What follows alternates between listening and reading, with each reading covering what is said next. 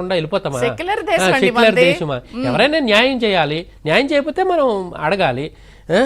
ఇప్పుడు ఇప్పుడు ఇంతకు ముందు మరి జగన్మోహన్ రెడ్డి గారు బీజేపీతో లేడా? బీజేపీతోనే ఉన్నాడు కదా. ఈవెన్ విజయసాయి రెడ్డి గారు పొత్తు అంటే బహిరంగ, ఈయన ప్రత్యక్ష పొత్తు పెట్టుకున్నాడు చంద్రబాబు గారు. ఈయన ఏది చేసినా ఓపెన్ గా చేస్తాడు.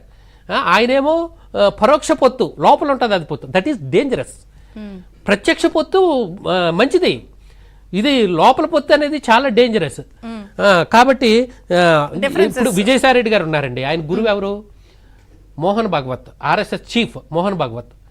అది మత సంస్థ కదా. మరి ఈయన చుట్టూ ఉన్న వాళ్ళు అందరూ అదే కదా. మా జగన్ క్రిస్టియన్ అనుకుంటే ఈయన చుట్టూ ఉన్న వాళ్ళు ఏం చేపిస్తున్నారు?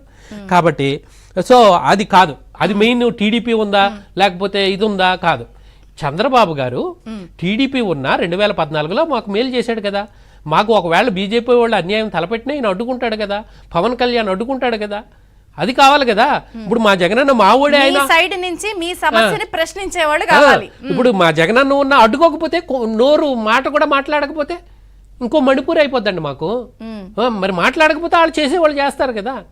కాబట్టి అది. సో బీజేపీ పొత్తు పెట్టుకున్నంత మాత్రాన మనకు రక్షణ లేదు.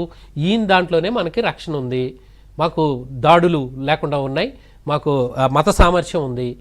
ఏది చంద్రబాబు పాలన, 2 పాలనలు ఇంతకు ముందు ప్రభుత్వం, ఇప్పుడు చూసుకుంటే గనక. కాబట్టి చంద్రబాబు గారు ఎవరికి భయపడకుండా అన్ని మత సామర్థ్యం అండి. ఈవెన్ విజయవాడలో రోడ్డుకి అడ్డం వస్తున్నాయని 5 గుళ్ళు కూడా కూల్చారు కదా. 5 గుళ్ళు ఆయనకు అన్ని మతాలు సమానమే అనిపిస్తుంది. ఆయనకేం మత పిచ్చి లేదు. ఏది లేకపోతే ఓట్ల కోసం నేను ఇలాగ అట్టే పెట్టాలి, వీటిని వీళ్ళని ఇది చేయాలి అని ఇది కాదు.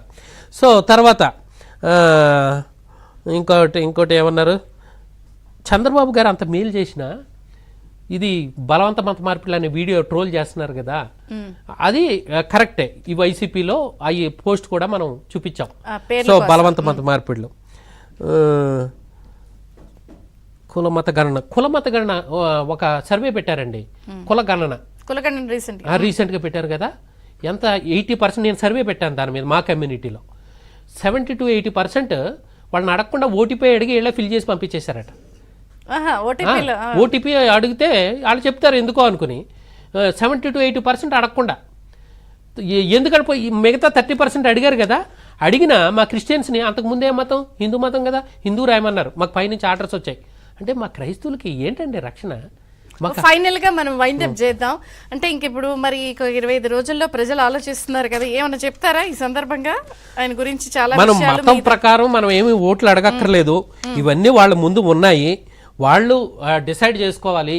ఇది చాలా 5 సంవత్సరాలు మన విలువైన ఇది.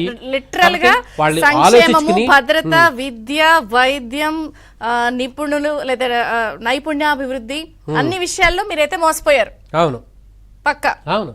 మమ్మల్ని హిందువులుగా చూపిస్తుంటే ఇక క్రిస్టియన్స్ ని ఏంటి, ఆయన మాకు ఏం చేస్తారు? దళిత క్రిస్టియన్ కూడా ఇరికించి పడేశారు ఆయన జగన్ గారు. భద్రత కూడా వాళ్ళకి లేదు, వాళ్ళు ఇరుక్కుపోయారు. కరోనా టైంలో ఒక 5,000 ఇచ్చారు కదా.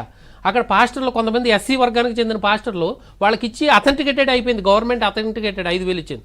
వీళ్ళ మత ఛాందస్వాదులు ఆ లిస్టు తీసుకుని, ఇదిగో వీళ్ళు పాస్టర్ కింద 5,000 తీసుకున్నారు, వీళ్ళు ఎస్సీ పీకేయండి. సో మీరైతే డిసైడ్ అయిపోయారు ఏం చేయాలి అన్నది. థ్యాంక్ యూ ప్రొఫెసర్ జోసెఫ్ గారు. Thanks for joining. ఇది బ్రేక్ఫాస్ట్ న్యూస్. అప్డేట్స్ కొనసాగుతాయి, చూస్తూనే ఉండండి ABN.